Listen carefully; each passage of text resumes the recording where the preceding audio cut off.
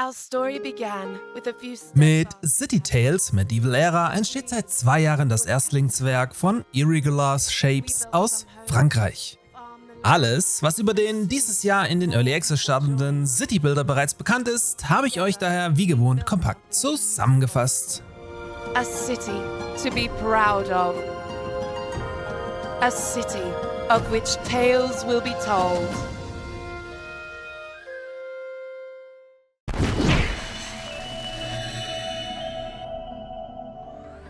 Bevor wir beginnen, ganz kurz ein Shoutout an den Sponsor dieses Videos. Bei Instant Gaming erhaltet ihr in der Regel alle Videospiele günstiger als auf den Hauptplattformen wie Steam oder dem Epic Game Store.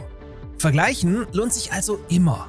Damit ihr auch direkt zum Neujahr was zum Zocken habt, möchte ich euch hier das bunte Fabledorm empfehlen, in dem ihr neben dem Städtebau auch einen Prinzen oder Prinzessin für euch begeistern könnt. Fabledorm bekommt ihr bei Instant Gaming schon für 12 € zuzüglich Mehrwertsteuer und unterstützt mit einem Kauf zusätzlich diesen Kanal hier sehr. Vielen Dank. Zurück aber zu City Tales Medieval Era, welches euch bereits im zweiten Quartal 2025 mit neuer City Builder Kost versorgen möchte.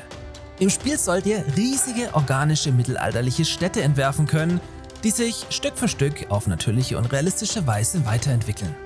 Dabei habt ihr dann völlige Freiheit beim Planen, Entfernen und Zeichnen von Stadtvierteln und bekommt das Ganze mit einem handgemalten Comic-Look garniert, der sicher nicht jedermanns Sache ist, aber dafür mal zur Abwechslung was erfrischend anderes bietet.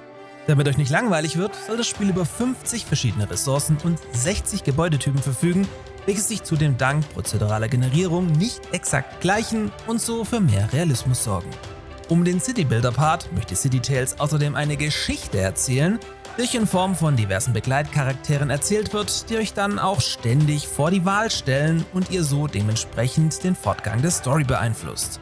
Das Ganze soll so zu komplett unterschiedlichen Verläufen führen und euch dementsprechend zum Wiederspielen motivieren, indem ihr dann einen völlig anderen Weg einschlagen könnt, auch wenn man hier nur, wie generell bei allen bisher, nur sehr vage bleibt. Anders als in vielen Konkurrenztiteln lässt man euch hier zudem nicht in Rastern bauen, sondern das Ganze in Zonen bzw. Bezirken bewerkstelligen, die sich wiederum in eine Art geformte Paarzelle verteilen, was viel realistischer sein soll, ich aber ehrlich gesagt nicht wirklich beurteilen kann. Viel mehr ist leider noch nicht bekannt, aber auch hier durchaus ein Kandidat für eure Steam-Wishlist.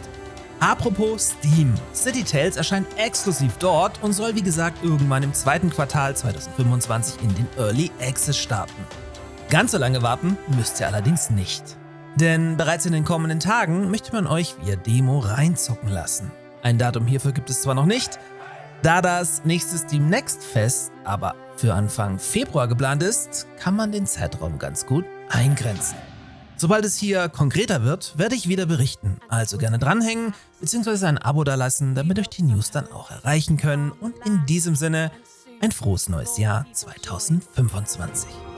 Together, we built something beautiful. A city to be proud of. A city of which tales will be told.